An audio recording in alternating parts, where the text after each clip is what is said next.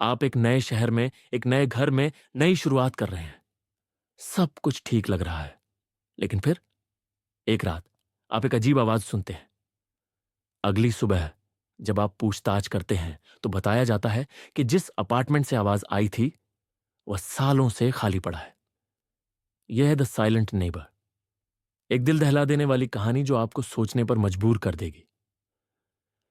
क्या सच में सब कुछ वैसा ही है जैसा दिखता है? आज हम शुरू कर रहे हैं चैप्टर 3, मकान मालिक की चेतावनी, जहां क्लेयर अपने मकान मालिक से अपार्टमेंट 4A के राज के बारे में सवाल करती है, लेकिन उसका जवाब उसे और भी ज्यादा उलझा देता है। अगर आपने पहले के चैप्टर मिस कर दिए हैं तो उन्हें जरूर सुने, और अगर आपको यह कहानी पसंद आ रही है तो चैनल को सब्सक्राइब करें और बेल आइकन दबाएं ताकि आप कोई भी नया एपिसोड मिस न करें। तो बिना किसी देरी के आइए शुरू करते हैं द साइलेंट नेबर।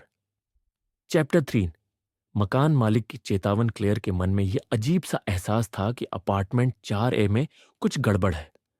वह फुसफुसाहट, वह बंद दरवाजा और वह अजीब सा भारीपन जो उसे हॉलवे में महसूस हुआ था, जैसे कोई अदृश्य बोझ उस पर दबाव डाल रहा हो। दोपहर तक उसने तय कर लिया कि उसे मकान मालिक से पूछना ही होगा। अगर कोई 4A के बारे में कुछ जानता था तो वह वहीं था। वह उसे बिल्डिंग के बेसमेंट में मिली, जहां उसका ऑफिस एक मरम्मत कक्ष भी था। फ्रैंक हॉलोवे करीब 60 साल का एक आदमी था, गहरी झुर्रियों वाला और ऐसा स्थायी खींचा खींचा चेहरा लिए हुए जैसे वह यहां से कहीं और होना पसंद करता। जब क्लेयर ने दरवाजे पर दस्तक दी तो उसने मुश्किल से ही सिर उठाया। क्या है? क्लेयर झिझकी। ओह, मैं 4B में रहती हूं, कल ही शिफ्ट हुई हूं। हाँ, मुझे पता है। उसने हल्के से गला साफ किया। मैं बगल वाले अपार्टमेंट 4A के बारे में पूछना चाहती थी। अब उसकी रुचि जागी। उसने अपने हाथ में पकड़ा रेंच नीचे रखा और भौहें सिकोड़ ली। क्या हुआ? अच्छा, आपने कहा था कि वो खाली है ना? हाँ, खाली ही है। क्लेयर असहज महसूस करने लगी। कल रात मैंने वहां से आवाजें सुनी, किसी के चलने की, फुसफुसाने की, और अभी थोड़ी देर पहले जब मैंने दरवाजा खटखटाया तो मुझे यकीन है कि अंदर कुछ था। फ्रैंक का चेहरा और गंभीर हो गया। कुछ पल वह बस उसे घूरता रहा। फिर एक गहरी सांस लेकर उसने कुर्सी की पीठ से टेक लगा ली। देखो, उसने रूखे अंदाज में कहा, वो अपार्टमेंट सालों से खाली पड़ा है, वहां कोई नहीं रहता।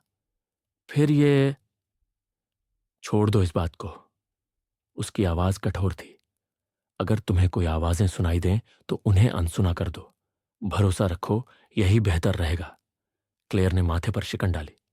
बेहतर? आपका मतलब क्या है? लेकिन फ्रैंक ने फिर से रेंच उठा लिया और पीठ फेर ली। इसे जाने दो मिस इवांस, वो बुदबुदाया। कुछ दरवाजे बंद ही रहने चाहिए।